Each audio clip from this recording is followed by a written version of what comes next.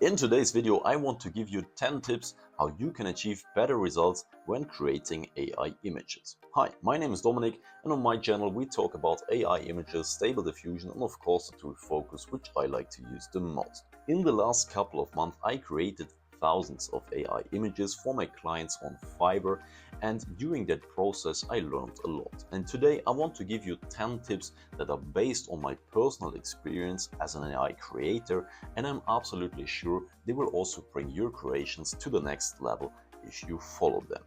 Stick around till the end because I think the last points of the videos are the most important ones. Let's jump right into the video. Point number 1, get inspired. Especially when you're starting out and you don't have a lot of personal experience yet, I recommend you to go to the website civitai.com, and there you will find a gallery. And if you click on the images there, you will also find which prompt the person used to create that image and also which base model and settings the person used. This is very useful because you're lacking personal experience at that point, and there you can learn a lot, and this totally for free. Point number 2, find your personal style. There are plenty of styles out there like realism, photorealism, cyberrealism, manga, anime, and so on. And it can be a little bit confusing in the beginning when you switch between these styles. And also it's difficult to find out how your tool actually works when you always work with different styles. So stick around in one style at least for a while until you fully understand how your AI tool actually works. Point number 3, practice with very specific motives. What do I mean with that? Every time we hit the generate button, we get a nice image, and it can be quite seducing just to create plenty of images and then you post them. But this is not the goal, at least in my opinion. In my opinion, the AI tools are there to create very specific results, especially if we know how to use these tools. And I recommend you to also train and practice with very particular and specific scenes you have in mind, because in the end you want to achieve exactly that. And especially if you create images for other people or for a certain project of your own, you just don't need any image, you need very specific results, and that's why you should also train like that. Point number 4, learn how to create errors in images.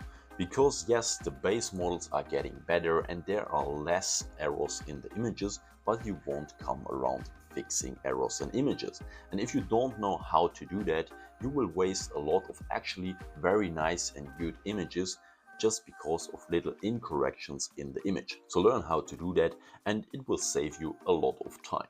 Point number 5, take your time to finalize your images. Just because the images are created with one click, at least the initial image, it doesn't mean that the creation process is already over.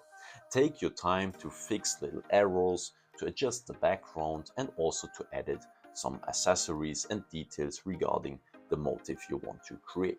This will set your images apart from the huge majority of people who are just posting random created images, and this will make your images stand out because they are perfect in every detail. Point number 6, learn how different parameters of your AI tool impact your results. And I recommend you to not only read and learn about these parameters, but to really test them for yourself.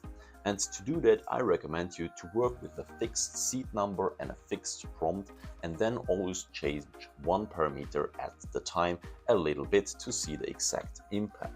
Because parameters like GFK scale, sampling steps, denoising strength, and so on have a huge impact on your images, but if you all change them together, you can't tell the exact impact of the particular parameter.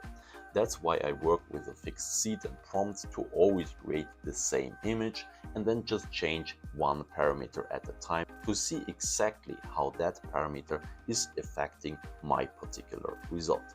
Point number 7, obey the general laws of human proportions and aesthetics. Yes, there are people who like giant breasts or extra limbs and so on, and AI gives us the opportunity to do that, but in my opinion most people like normal human aesthetics and proportions, and if you stick to that, your images are more appealing to a broader audience.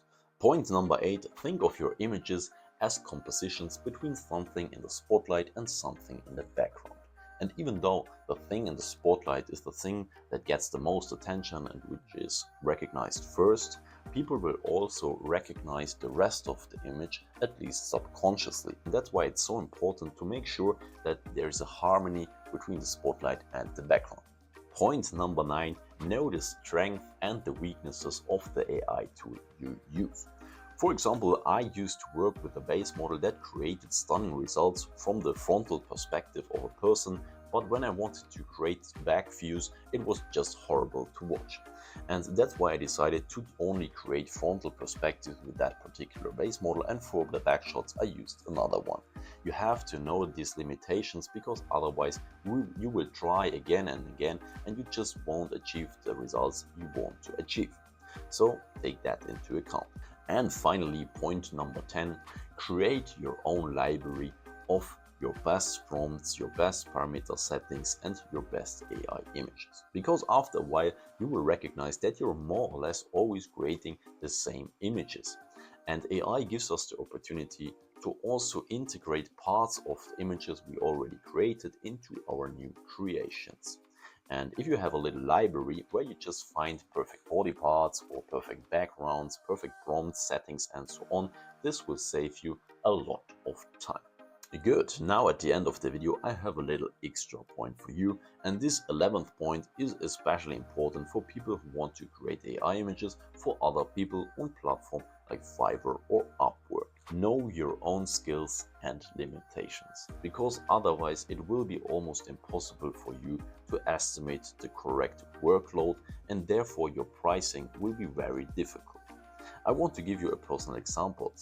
One of my first jobs I ever did on Fiverr was way above my skill level at the time, and so I had to work for hours and days just to create one image, and in the end I gained maybe $10. So this can be very painful and time consuming. So know what you can do, know what you can't do, and communicate this clear to your clients. This will save them a disappointment, and it will save you a lot of time, money, and a bad rating on Fiverr.